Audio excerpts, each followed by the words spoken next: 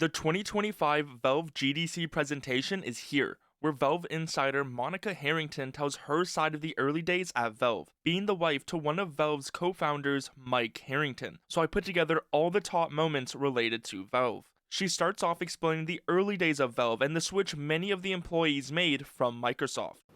This was in late spring of '96, and my husband, Mike Harrington, and I decided to take leave at the same time. Mike's project, which was Microsoft Bob 2, had just been canceled, and Mike was thinking about working on games at Microsoft.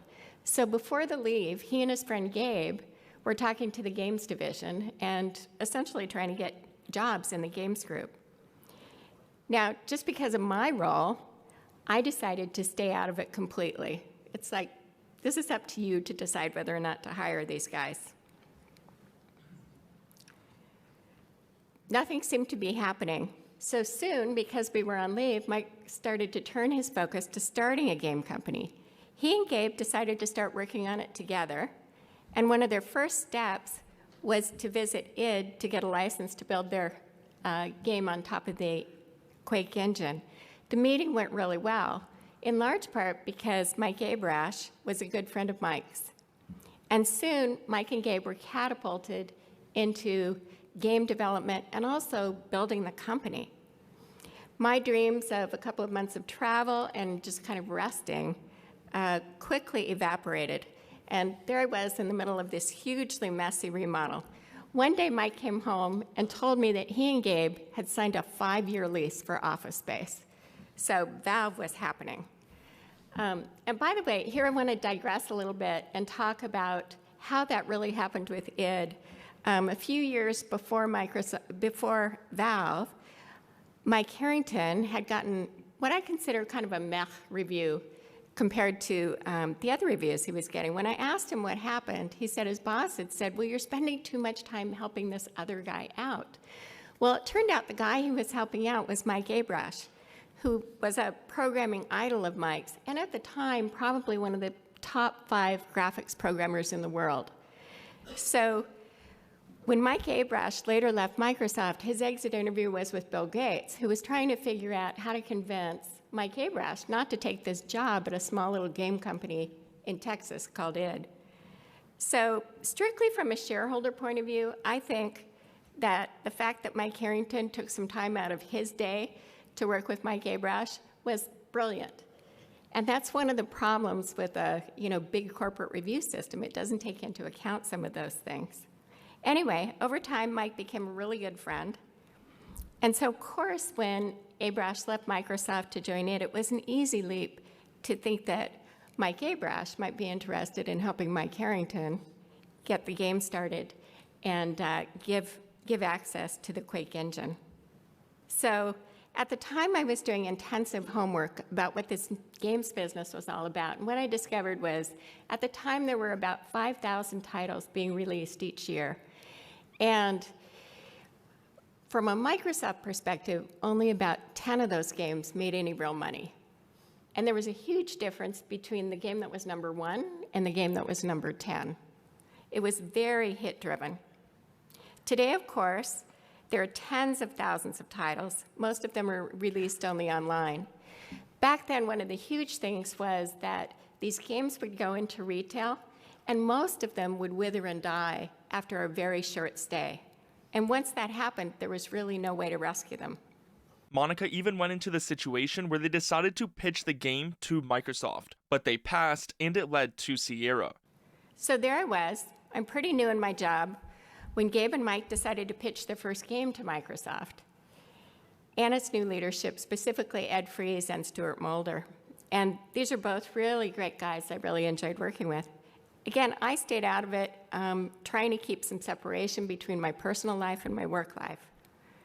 What I heard much, much later, actually just a few months ago from both Ed and Stuart, was that at the time that the Valve team came to them, they were getting pitched all the time by indie developers who wanted to do a story-driven game. And there was no real reason to think that these guys could do a better job and create a breakout hit. So Microsoft passed. And while Microsoft wasn't interested in signing with Valve, Sierra's Ken Williams leapt at the chance. So they had one meeting, and at that first meeting, and Ken was the only person there because it happened on a super snowy day, so nobody else from Sierra made it in. Before they walked out the door, Ken's like, let's sign a deal. So anyway, I didn't review that Valve Sierra contract at the time. Again, I'm trying to keep some distance between my day job and my evening job. But I understood the essential terms, which was that Sierra would front $1 million for development, and they would distribute and market the game. So Gabe and Mike went to work continuing to build out the team and move forward on their first project while I continued my work overseeing games marketing for Microsoft. She also talks about Valve's hiring process and how they will try to get the best employees. Both Mike and Gabe deserve huge credit for the way that they built out the team, the creativity that they brought to it. Essentially, Valve's hiring process was, if you've done something interesting, we're going to hunt you down, and we're going to convince you to come work for us. So one of the recruits that they found was Steve Bond, who was actually delivering pizza in Georgia. And when Gabe reached out, Steve thought it was an elaborate prank. Another of the developers was Dario Casali. He wasn't a developer, he was a game designer, Dario Casali, and he was living in the UK at the time. There was also Jan Bernier. He was a patent attorney. And so Jan and his new fiancée, Beth, came to our home, and Beth had only just found out, like a couple of days earlier, that Jan actually wrote games and did tools like this. She thought he was a patent attorney. She was an attorney. She thought their life was going to be, we're going to be attorneys in Atlanta. And there we are, trying to convince them to move to the Seattle area and join this little fledgling company. I will say it gave her pause. And we knew what a risk it was. And thankfully, Jan was well aware of the risks as well. Some other key hires were closer to home. Ken Birdwell was somebody that Gabe had worked with at Microsoft. He's a super talented developer. Another key hire was Mike's high school friend and the best man at our wedding, Kelly Bailey, who did all of the music and sounds for Half-Life. And Kelly was just super talented, and he won the industry-wide award for best music in a game. So I worked as intensively as I always had, but evenings and weekends were pretty much all Valve all the time. Around this time, Valve was starting to get interested in making a B title, but plans eventually changed. Mike and Gabe's original idea was to do what they called a B title. And so this was going to be just a kind of a mediocre game, and the idea was they'd build that, and that they would use the building of that game to build out the team. Now, I told them, I led them through the business analysis, and I said, that's just not going to work. I mean, if you do that, the company's going to fail. So from the very beginning, we said, you need to go all out. It's got to be in that top 10. I told Gabe that I thought the only way that Half-Life was really going to break through was if it was named Game of the Year. Because I'm looking at the retail channel, which then was really the black hole for most companies, and I knew that a startup company releasing its first game would just quietly disappear in that retail space unless there was something that we could use to really ignite it and get energy and excitement. So I knew a box that was stickered with Game of the Year could really get attention. Gabe and I met to talk through what that really meant. Valve needed to build a game that game industry influencers thought was worthy of Game of the Year honors. And we knew that the most influential people in the industry were game developers themselves. So we made up a list of key requirements: breakthrough technology, an innovative approach to gameplay, and an overall approach to product development that would earn the support of game industry insiders. In that sense, it felt a little bit like the music industry, where there's competition between two albums that might come out at a certain time, but the overall sense of it is that there's a lot of mutual respect, there's appreciation, and behind the scenes, there's collaboration. A first step was making sure that the game had some key technical elements that would set it apart. And we didn't think that would be too hard, because the team was super talented, and they were already exploring ideas, new ideas in AI, skeletal animation, and physics. So I met with the developers working on each of these areas, wrote up some backgrounders on it, and arranged for them to come to GDC and share what they were learning. I also put together the team bios and wrote up all the material for Valve's website, which was becoming an important recruiting tool and marketing tool. Within a week of that decision, with no new major game on the horizon, I was in a team meeting when one of the discussion items was all about going to E3. So at Microsoft, my team thought that Sierra wasn't going to be there, and since Sierra wasn't going to be there, there was no reason for us to be there at that particular show. Now, this was a huge, big-dollar decision for Microsoft. And so I spoke to Ed and to Ed's boss, who is the VP of the division, and I told them that I'm just feeling conflicted. I didn't tell them Valve would be at E3, but I said I'm feeling compromised. Well, they encouraged me to stay in my role.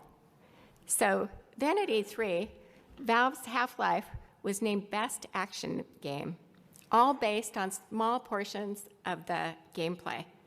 Afterwards, one of the core developers came up to me and told me that Gabe had promised them things they couldn't possibly deliver.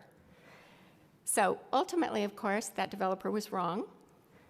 Whatever magic Gabe promised actually could be delivered, the developers just didn't know it yet. After that show, I went back to Microsoft and insisted they move me. It was too great a conflict. I was having a hard time figuring out how to do my day job and be fair to Microsoft, and also do everything I could to help Valve succeed. So very quickly, I started in a new role completely unrelated to games. I loved working at Microsoft, and frankly, Mike and I needed my salary and benefits and the ongoing stock vesting to make it all work. Soon after, the Valve team was bringing in gamers to do some play testing of the game elements. The feedback was really good. The perfectly adequate, the kind of feedback that would make Mom proud. But we all knew it was a disaster. Valve needed a hit, and the product as currently built was not on track to be a hit. If I could distill the essence of the feedback we were getting, it just wasn't fun enough. We weren't seeing that gamers were delighted, and we wanted to delight gamers. It wasn't just this though, as Valve eventually had to start over as things were not looking good for Half-Life 0.5. She explains more about this in a later question. So soon, Gabe and Mike, with my support, made the very painful but completely necessary decision to essentially throw out the code and start over. It was awful. Mike and I had nowhere near the resources that Gabe did. He'd started at Microsoft much earlier. And we realized that we couldn't afford to front the costs for what was becoming a hugely expanded effort. And Sierra was out. They'd already spent $1 million on the development, and they didn't want to contribute more to the game's development. So it was Gabe who decided to fund the development for what would become a 1.5-year-long process. It was stressful. It was painful. It was also weirdly fun and interesting.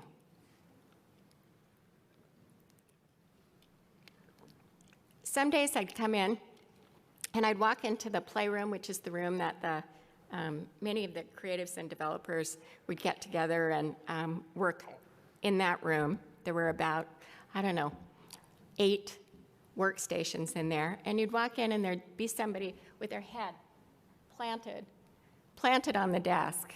It was, just a little bizarre. And again, many of these guys had come from other places, so they didn't have ties outside of Valve to the area. So our ship goal then quickly became Christmas of '98. So this was in the summer of '97. And we didn't tell anyone at the time that we essentially were starting over. Again, the development of Half-Life was wonderfully described in that video that Valve released.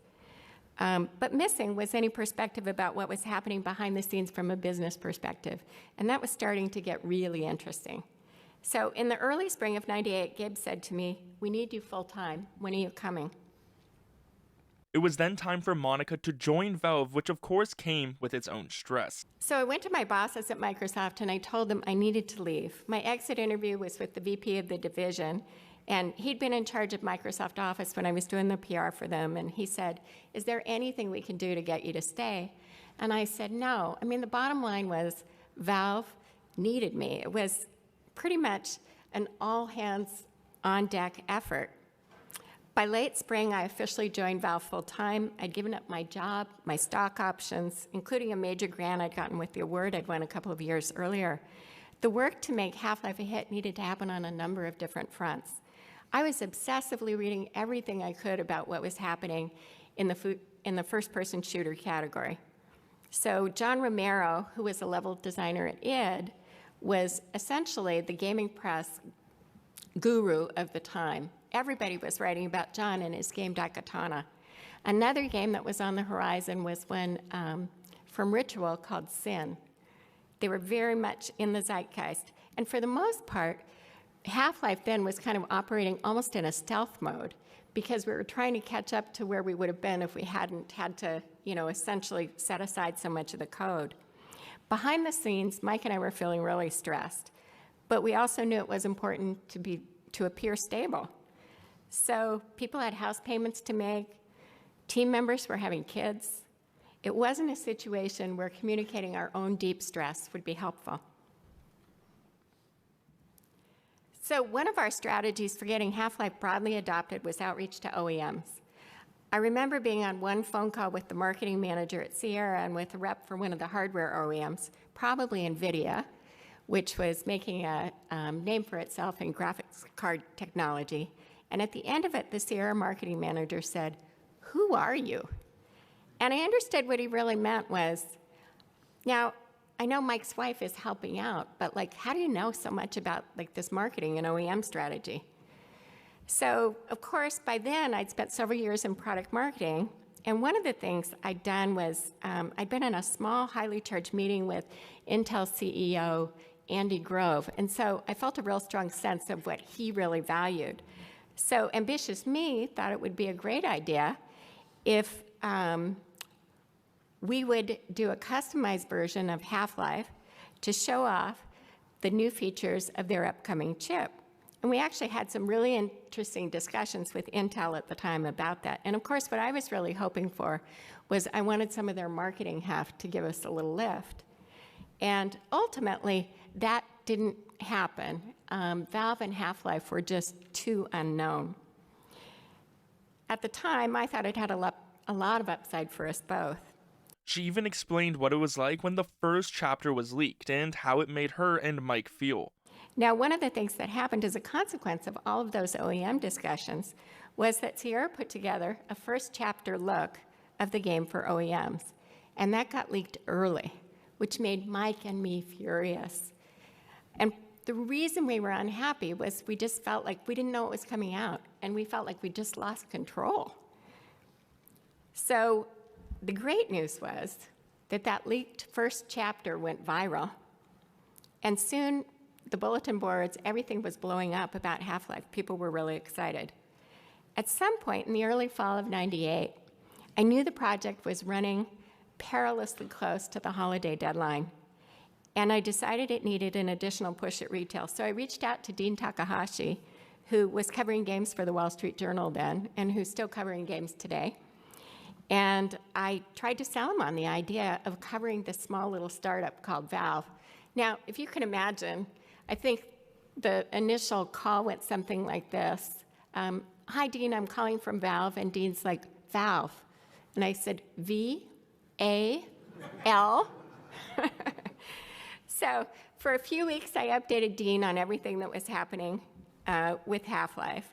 And the goal was to get one high-profile story in the Wall Street Journal so the retailer honchos would lean on their staff to say, "Hey, what's this I'm hearing about this game Half-Life? What are we doing to keep it in stock?"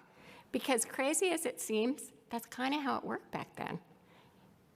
It was hard to get real-time data. We would wait every week for the data to come out from PC data, but by then that data is old. And we were running so close to Christmas, it was going to be a race. A really interesting part that shows us an insight into the Valve work culture is that they held a wedding for an employee, so the wedding didn't disrupt the work in the office. So in the final weeks before Half-Life shipped, it became clear that we needed one of our developers, Robin Walker, who'd been part of this brilliant acquisition hiring deal of Gabe's, to work furiously over a several-week period. Now, the problem was that Robin had a fiancée, Maggie, and Maggie either had to get married to Robin or she had to return to Australia. Well, they were going to go get married somewhere, and the truth was we couldn't afford for Robin to leave. So Mike and I offered to, if Robin would stay coding, Mike and I offered to throw a wedding. And so once Robin's work was done, we threw this fabulous party of our house. I think it was one of the best Valve parties we had. It was complete with an Elvis impersonator, a Valve minister anointed by the internet, beautiful catering, and the entire Valve team and all of their families. And when I talked to Robin about the wedding years earlier, he said he and Maggie never did have another one because they had so much fun at that one. Now, one tough part of that lovely party day was that when a relatively new IT employee who'd been let go weeks earlier showed up with his wife. And she clearly had no idea he no longer worked at Valve. It's one of those times where it just makes you realize, oh my God, there's so many people are depending on us and the decisions that we make. And along that line, during Half-Life's development, we had another employee whose wife gave birth to a daughter with life-threatening critical needs. So you really feel the pressure of doing a startup when you know that entire families have uprooted their lives and they're all dependent on what we're doing together. In the final weeks of Half-Life's development, Mike was working furiously on some of the game's final code. Now, for Mike and me, it was super stressful and tense because we knew exactly what was at stake. The rest of the team had mostly finished their work.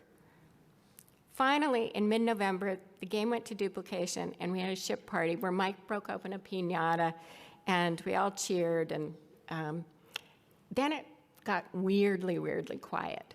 Because if you think about it, behind the scenes, it was almost like purgatory. You sent the discs off to duplication. They're getting duplicated. The boxes are going out. The first early discs went to some of the game reviewers. But you don't really have any feedback. And the game didn't come together until the very end, so there weren't many people who had actually played the game. Monica also explained how one of her nephews got his hands on a CD-ROM and was sharing games with all of his friends, and how Valve quickly found an effective solution. At the time, consumer-level piracy was just becoming a real issue. My own nephew had just used a $500 check I sent him for school expenses and bought himself a CD-ROM replicator. So he sent me a lovely thank you note, essentially saying how happy he was to copy and share games with his friends. Now, I knew he wasn't a bad kid, but there'd been this generational shift, plus the new replicator technology. So, and all of that put our entire business model at risk. So because of gamers like my nephew, we'd implemented an authentication scheme. And customers had to validate and register their company with Valve directly. So soon, gamers were flooding the message boards, and they were saying, the game doesn't work. And Mike, stressed out, calls everybody he can find who's complained, and it turns out none of them had actually bought the game, which meant the authentication system was working really well. So it felt like a near-death experience. Then in early December, as the game industry reviews started coming in, the Wall Street Journal article appeared with the title, Storytelling Computer Game Becomes a Big Hit for Valve. I sent that story to my contacts in the retail channel, suggesting they hit the reorder button repeatedly. Within short order, Valve started to rack up all of the major Game of the Year awards. Over time, it would accumulate more than 50 awards, which had never happened before. About a year earlier, I had purchased the website www Game of the Year, and we quickly launched it with the best of what the industry was saying about our game. And by the way, I have to say, some of the gamer press we got in those days was simply outstanding. Like Jeff Keighley's behind-the-scenes stories about what was going on are just fantastic and really stand up over time. And of course, the PC Gamer review of Half-Life was fantastic and really helped fuel more interest in the game. Christmas was pretty low-key. The team was tired and anxious, and we still didn't really have a great sense of how the game was performing at retail, but all of the online feedback was great. She then went into the Sierra situation and how she completely changed the course of where Half-Life was going, for example, with the Game of the Year box.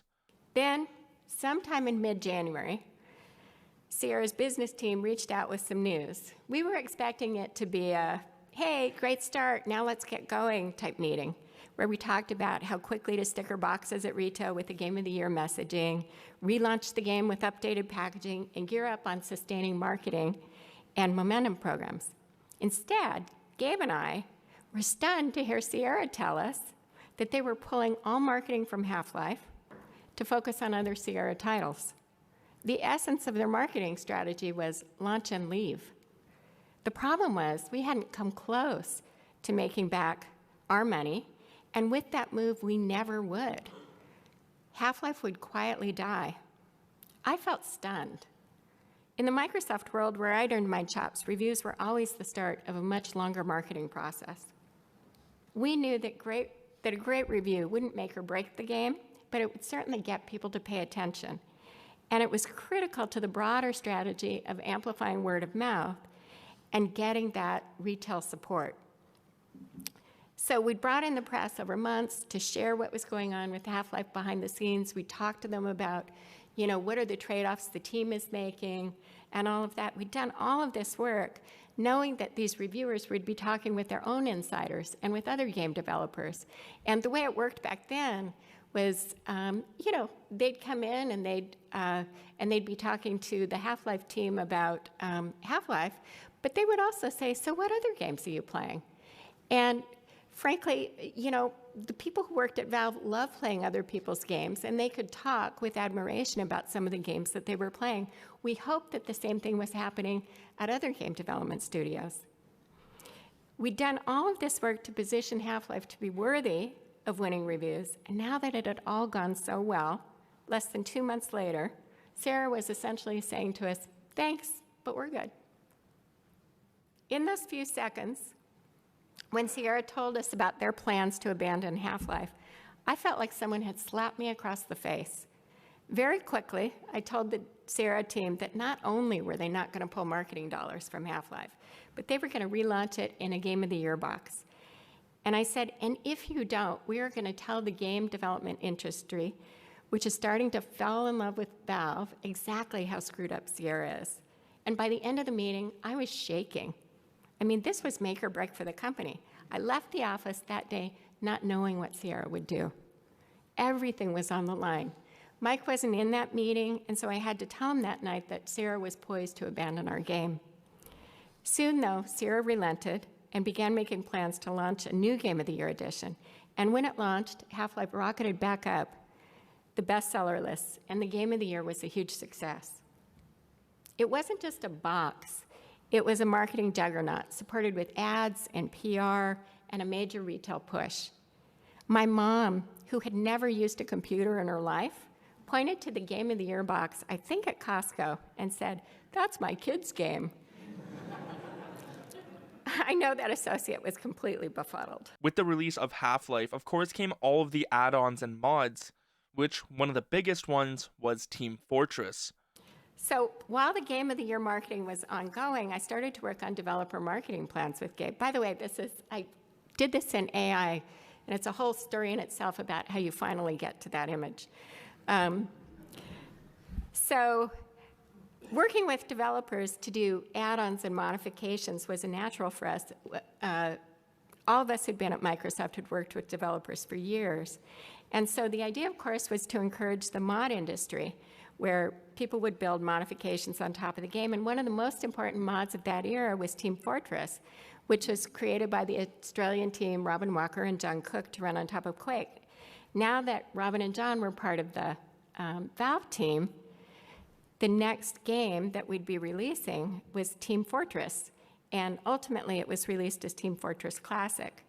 So in 1999 at E3, Team Fortress Classic was named Best Action Game and also Best Online Game. In the online world, we had a huge advantage. Because of the authentication scheme, players were registering with Valve directly.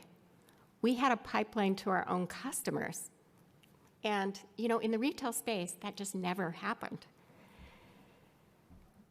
So at the time, my two main jobs were continuing to build momentum for Half-Life and to continue separating our brand identity from Sierra. Frankly, we didn't want people to think of Half-Life as a Sierra game or Valve as a Sierra studio.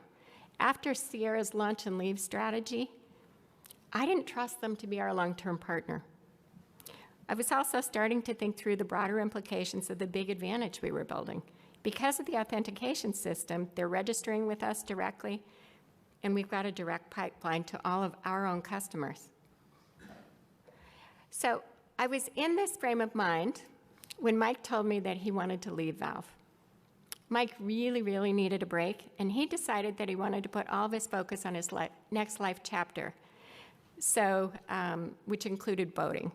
And so by late spring of '99, he was rarely in the office. And while I understood Mike's decision, he'd been working hard for a really long time, I was also panicked. I'd given up my highly paid job. We still hadn't seen any money from Half-Life sales, and I didn't know how the future would unfold, especially given a tense relationship between Mike and Gabe, which was it's just part of startup life. And there was a growing imbalance in the partner relationship simply because of all the funding that Gabe was doing. So I hadn't read the agreement between Sierra and Valve until after Half-Life shipped. And while I thought I knew the essential terms, there were a few things I didn't know. Chief among them was that Sierra had an option for 2 more games, essentially on the same terms. And this was despite the fact that we had produced a monster hit. So under this scenario, Valve would fund all but $1 million of the cost of developing a game, and Sierra would retain all of the IP rights and pay Valve 15%. It felt insane, and I could see red ink flowing for years. I knew that if Mike and I were to get anything out of our ownership position in Valve, the prospects for the company needed to be much, much brighter. Plus, I felt this keen sense of responsibility for all these people we had hired and all of their families who were there. And by that time, it included a brilliant female texture artist, Karen Lauer, and by then dozens of young men and their families. By that time, we'd held and attended several parties. We'd celebrated Half-Life launch down in Mexico with the entire team and their families. And so many of the team members and their families, they were friends as well as colleagues. I decided there were 3 things that really needed to happen. The first and easiest thing to tackle was the ongoing royalties we were paying to id. So the Quake engine gave us a really important head start and foundation, but moving forward, it simply didn't make sense to keep paying that royalty, especially since Valve had already modified so much of the code base. So we could build an engine ourselves, but it would take time. Or we could essentially come to an agreement with id on a capped royalty. So with Gabe's okay, I approached the id team to suggest a deal that would work out for us both, and they very quickly agreed. Next, I knew we needed to tackle the IP issue. Again, with Gabe's okay, I met with Valve's attorney to plan out a strategy for regaining the IP for Half-Life and all future games. And essentially, my bargaining position was that Valve and Sierra would either rework that contract, or Gabe and Mike and the team would pivot to something else entirely, and Valve would never ship another game. It wasn't an idle threat. We weren't going to take on all of the risk to make other people rich. Besides, I knew Gabe had interesting ideas that had nothing to do with software, with games. And some of those, it would have been really interesting. So the first thing I felt I needed to do was work on a new direction for the company that built on the reputation and talent for games, but that wasn't dependent on the Half-Life IP.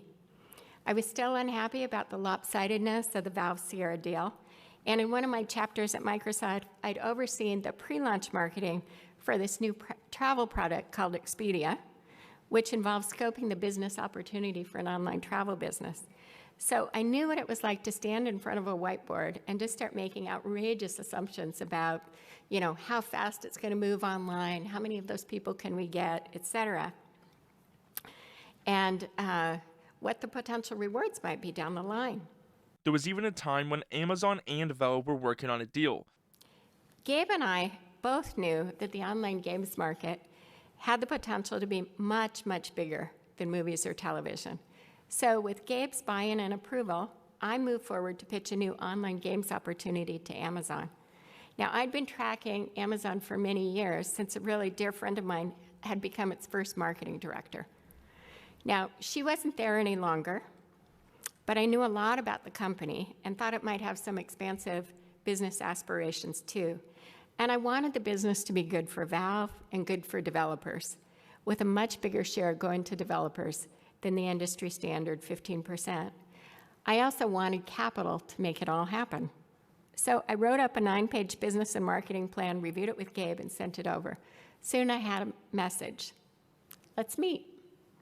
So at that time, Amazon had just moved into an imposing building that used to be a hospital just south of the I-90 exchange in Seattle. When I arrived solo, I was soon ushered into a meeting with a very friendly, smiling young man who said, "You don't recognize me, do you? You interviewed me years ago." I was racking my brain, but it didn't sound good. So if I interviewed him and he's working for Amazon, it must mean I said no hire.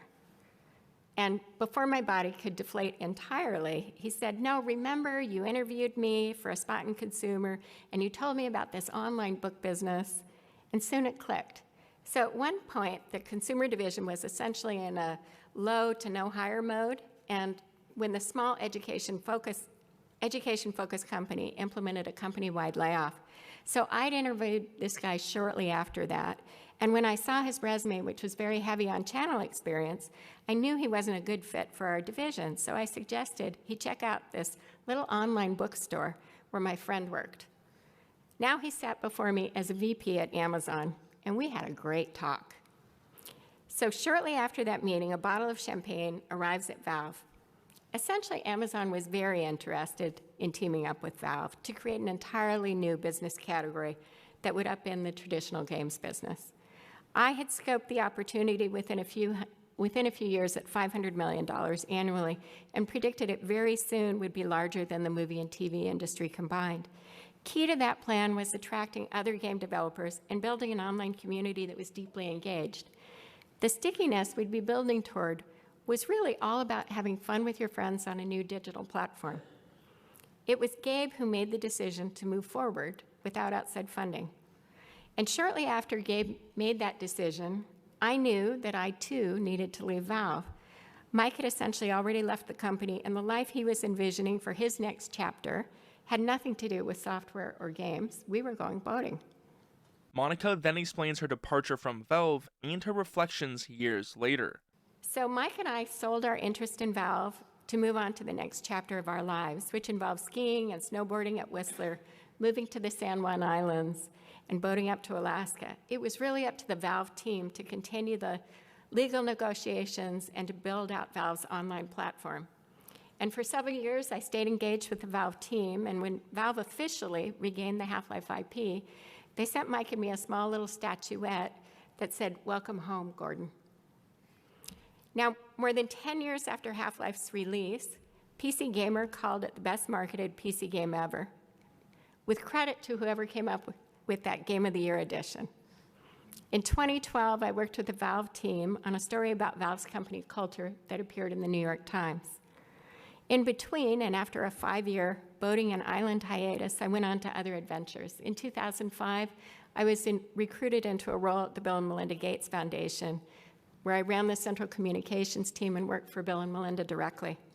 And that was during the crazy time when Bill and Melinda were named Time Persons of the Year and Warren Buffett pledged the bulk of his fortune to the foundation's work. It was a very interesting time. I left the foundation to help launch Picnic, a startup also co-founded by Mike Harrington, that went on to become the world's most popular photo editor before it was bought by Google in 2010. And after that, I ran for and won nonpartisan public office on San Juan Island. So several years ago, Mike and I separated and then divorced, and I moved to Oregon to begin a whole new set of adventures, which are still underway. When Valve released a video about a year and a half ago about the making of Half-Life, which overall was beautifully done, I was taken aback when the lone woman in the video said the only other woman working at Valve during her tenure there was an office manager. She and I had a brief exchange via Facebook, and she clarified she was talking about her first year at the company. That part got edited out. And it was because she didn't know how deep my involvement was in those early days. And I thought about it. So during my first year at Valve, I had a full-time job at Microsoft. And my involvement with Valve was handled over email and nights and weekends, but it was super intense and super high bandwidth, as my old boss, Bill Gates, would say. And when Valve needed me, I quit my job and to make it succeed. So today, Valve is a super successful company, and Valve and many of the people are doing fabulously well, and I'm doing great. A few years ago, I joined Gabe and some of the other people on Gabe's yacht. I talked to developer Ken Birdwell about the awesome philanthropy he's doing. I've cheered Valve folks on when they're pursuing their life's passions. After Valve, I became a fierce advocate on behalf of women, including serving on the board of the Center for Reproductive Rights, because I knew I never could have done what I did without standing on the shoulders of women who came before me. It was my time to give back. So several years ago, the University of Washington Women's Center and the UW Law School honored me for my work during that time. Today, I'm focused on protecting the rule of law, which is under direct assault. Now, you can't create a company like Valve without a functioning legal and economic system that protects intellectual property and provides a peaceful, respected framework for settling business disputes. It's all serious stuff, maybe the topic for another day. What I want to share with you today is that Valve, as you know it, wouldn't have happened without me, it wouldn't have happened without Gabe, and it wouldn't have happened without Mike. I'm proud of everything the founding team did. And I receded into the background because it was easier. The common narrative at the time was all about brilliant male founders. And not only didn't I challenge the prevailing narrative, I contributed to it. I played the role of company cheerleader really, really well. Now, the reason any of this matters is not about me. I'm almost 65 years old. I'm not looking for another job. But to me, story and truth-telling matters. Throughout time, women's contributions have often disappeared as the myth-making plays out.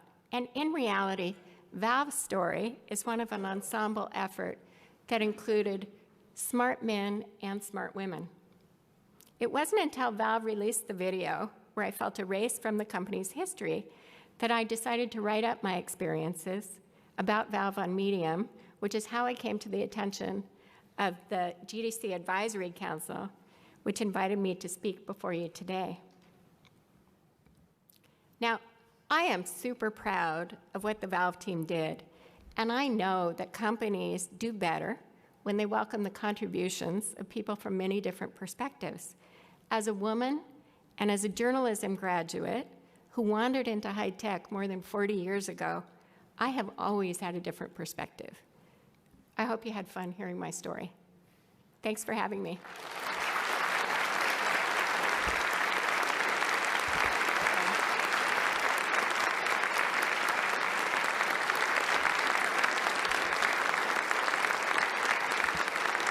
Thank you. And if you have any questions, I'd be happy to take them. Hello. So as I was following the talk, I was almost expecting you to talk about Steam, but did you have any contribution to the creation of Steam, or did it all happen after you left? Well, I think what I'm trying to convey is that the discussions about creating a online distribution platform, those were happening earlier, so when I was still at Valve. Thank you. But absolutely, the execution of all of that, and really the refinement and how it all happened, credit to the team. I mean, probably I thought something like that was likely to need to happen much sooner, because I always assumed that if we have these ideas, other people do too. And so in some sense, it's a race to try and figure out, who's going to do it first. And as it worked out, I think the way that it all worked and the way that Valve did it was brilliant. Hi. So I just wanted to ask, when you were in the middle of, all of that kind of uncertainty of if the company would succeed at all, if you and your family would be okay, if other people's families would be okay, I guess how do you deal with that kind of stress and pressure too of keeping all these people's livelihoods kind of okay? How did we handle the pressure? Yeah, I guess how did you handle it personally? Sometimes not well. It is really, really hard. There were times where honestly, you kind of wake up almost in a sweat about what's going to happen. And part of it is we could control what we did, but we had no control over what other people did. It was quite possible. The analogy I used to tell people came from the movie industry. If people remember the movie Saving Private Ryan, it came out when we were doing Half-Life. And when a movie like that comes out, the conversation around any other movie kind of stops. And so we didn't know if someone else was going to deliver a game, maybe even in a different category, that was going to suck all the oxygen out of the room, and Half-Life would just disappear. Those are the things you can't really know. Thank you. Why do you think Sierra lost confidence in that moment? And what would you have done if they did drop the product at that time? So I don't think, the question was whether or not, why did Sierra lose confidence? I don't think Sierra lost confidence. They just never had a game that was worthy of Game of the Year in the same way, and that had the potential that Half-Life did. So they didn't have that experience for they hadn't done it before. So I think the issue was, honestly, I think it just didn't occur to them. And I will say, to Sierra's credit, that after that meeting, they really got on board. And I've since spoken, after I wrote the Medium article, I spoke to the guy who got hired on the Sierra team to help lead that effort. And I have to say, he did a great job, But I wasn't going to get scared like that again. So. One more question, right? Oh, room for one more? All right. Hi, I guess I'm the final question. Oops, lower. Okay.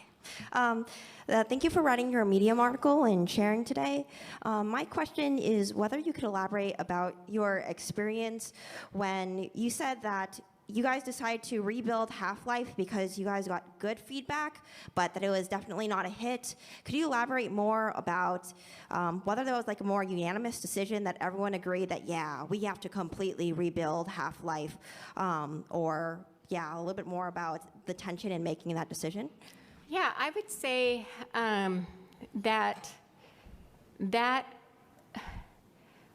that's kind of one of those things that ultimately the decision needed to be made by Gabe and Mike, right? But the truth is, they knew it needed to happen. I knew it needed to happen. The team members, I think the problem was, and something I will give huge credit to Valve for, we'd all learned that it's really important to listen to feedback and pay attention to it and listen to it hard. I think we didn't kid ourselves. That feedback was not what we needed it to be. In essence, we wanted to delight people. We wanted them to walk out of there after the play testing and going, oh my God, that was just so incredible. And they weren't doing that. And that was the bar we set for ourselves. Thank you. Hi, thank you so much for your talk. It was very inspiring and very amazing. I have a more personal question. It's more about handling the relationships with people that you work with, because you said you were working with your husband, right? And you were working with people that became your friends. I believe that it could be a real struggle separating this work relationship from this personal relationship with those people. And I was wondering if you have any advice or thoughts on how you handled that then? Yeah, honestly, it was practically impossible, and I think it was made more complicated by the fact that when I started at Valve, I would have preferred if people didn't know I was Mike's wife, but it turns out we were both born with the name Harrington, and so he wasn't going to change his name, and I wasn't going to change mine, so that just made it more complicated. But it was really, really hard. And part of that, again, is just that we'd hired these people and they were coming in from all over. And so in some ways, their social life was all about Valve. And, there was a lot, really was Valve all the time in the off hours. Was it healthy? I don't think so. But on the other hand, I don't think the company would have succeeded if we'd put in any less effort than that. And maybe the thing that I believe is you can have it all, but you can't have it all at the same time. And unfortunately, that's kind of the nature of a startup. I think about what we asked of Robin when we felt terrible, basically saying, no, don't get married now. We were fine with him getting married. We just couldn't afford to have him gone for a few days while he did it. In essence, that was, there's a certain horribleness to that, right?